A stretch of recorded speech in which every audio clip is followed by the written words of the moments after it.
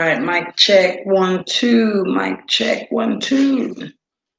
All right, looks like we're live, finally. Yes, finally I'm on here, I'm streaming. I don't have permission to use this music, but I'm using it for promotional purposes. Plus the artists are artists that I work with and done Bob for.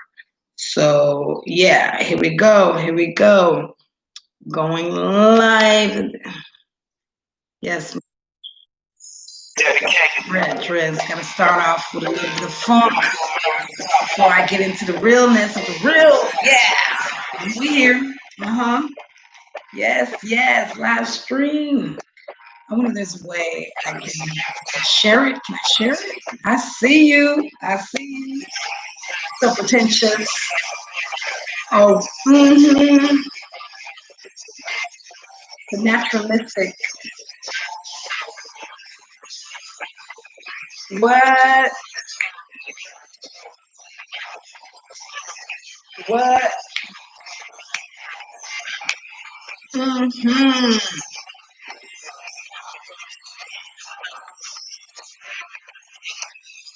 That's right. Absolutely. That's right. Okay. Forgot that.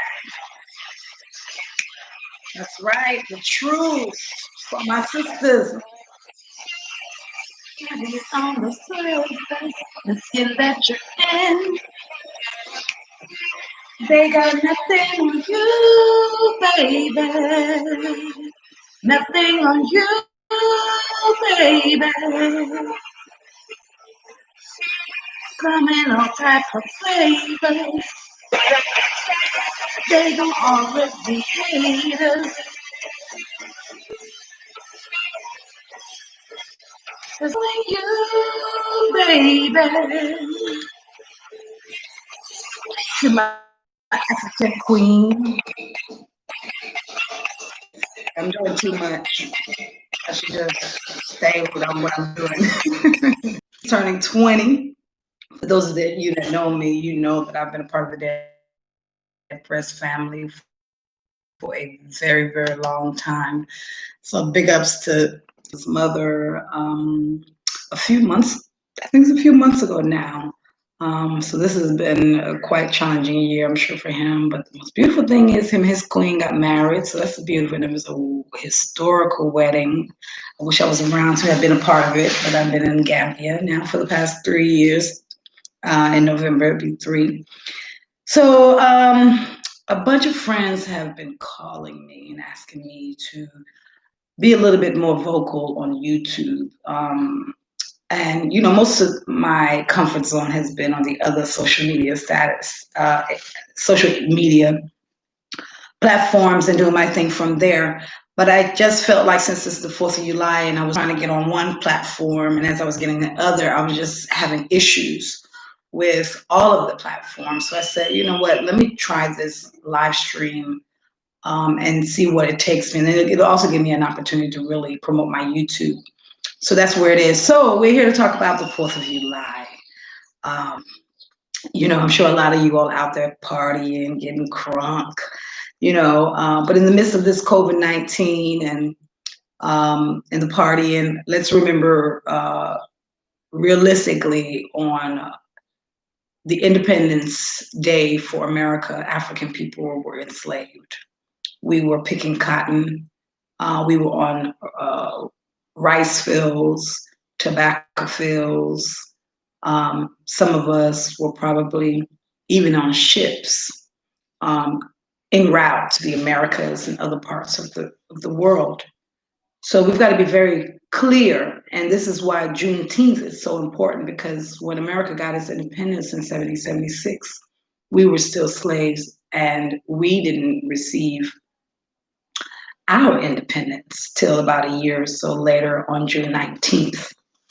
And we had to fight for that, if you do recall. And a lot of people try to make Abraham Lincoln seem like, oh, he loved Black people. No. It was a political move for him because It was about him winning the war or losing the war, and he needed African people to win the war, the Civil War. And so that's why they ended up having to free us to be a part of that fight so that they could win and beat the Confederates.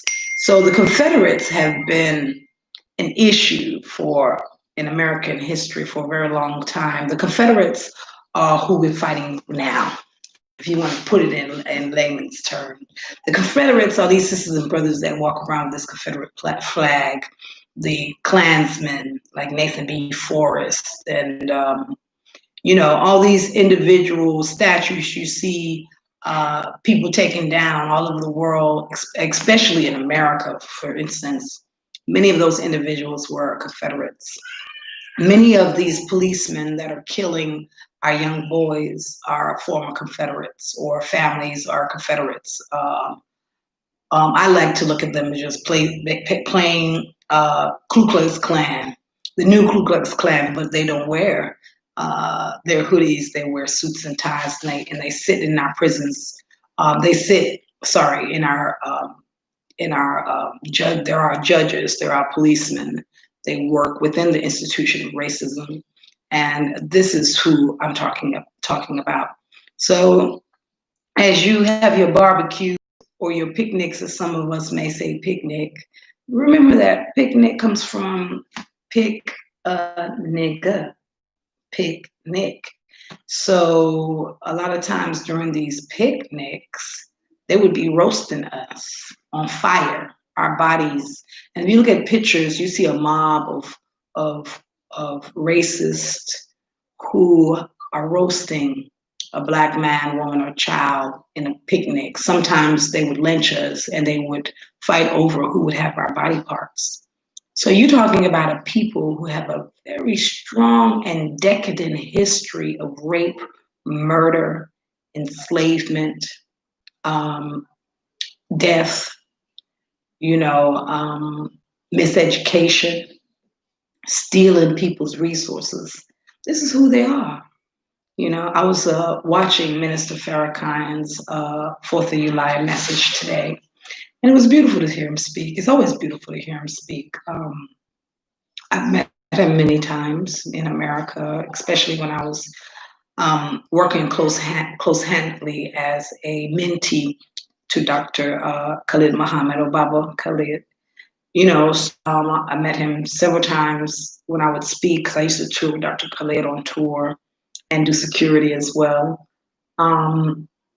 So I was very motivated by the message that I saw him give this morning. It was about 4 o'clock Gambia time. It was like 11 o'clock United States time.